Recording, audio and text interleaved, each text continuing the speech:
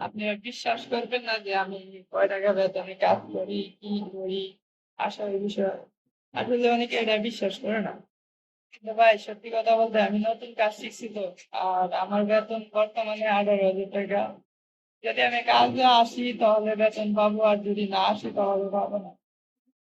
তবে ভাই এই বছর আমি যতটুকু জানি আমার বেতন বাড়বে। তবে হয় 18,000 টাকা, কিংবা 20,000 টাকা, এরকম হবে মান্থলি।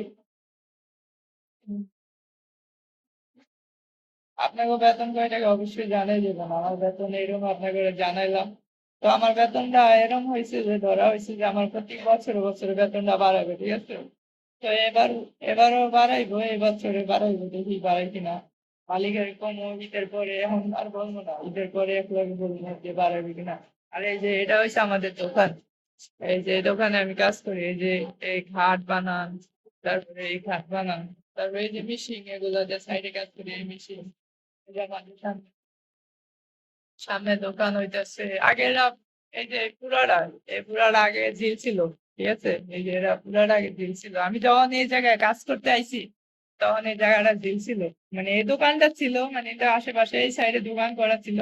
আর ওই যে ওয়ালটা দেওয়া যাইতেছে না, এই যে ওই ওয়ালটা, এই যে এটা এমনি করার দোকান আছিল। আর এই ওয়ালটা দেওয়া যাইতেছে, এগুলা ছিল গা হইলো পানি ছিল, মানে ঝিল ছিল।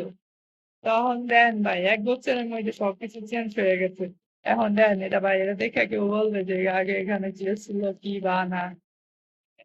ভাই মানুষ কি পারে না, দেখেন এটা জিল ছিল কয়েকদিন আগেও, এটা জিল ছিল মনে হয় 5-6 মাস হয়েছে এই জিলটা খুললা পরে বিল্ডিংটা উঠেছে। কি কম ভাই, এটা শহর আইসি, আর কি করার, এই তো কাজ করতেই হইবো। তো এই পর্যন্ত আজকের ভিডিওটা, সবাই লাইক কমেন্ট শেয়ার করে দিবেন। যদি আপনারা অন্য কোনো ভিডিও চান তাহলে আমার জানাইতে পারেন কি ভিডিও চান, আর আপনার কি চ্যানেল সাবস্ক্রাইব করে দিবেন। ধন্যবাদ।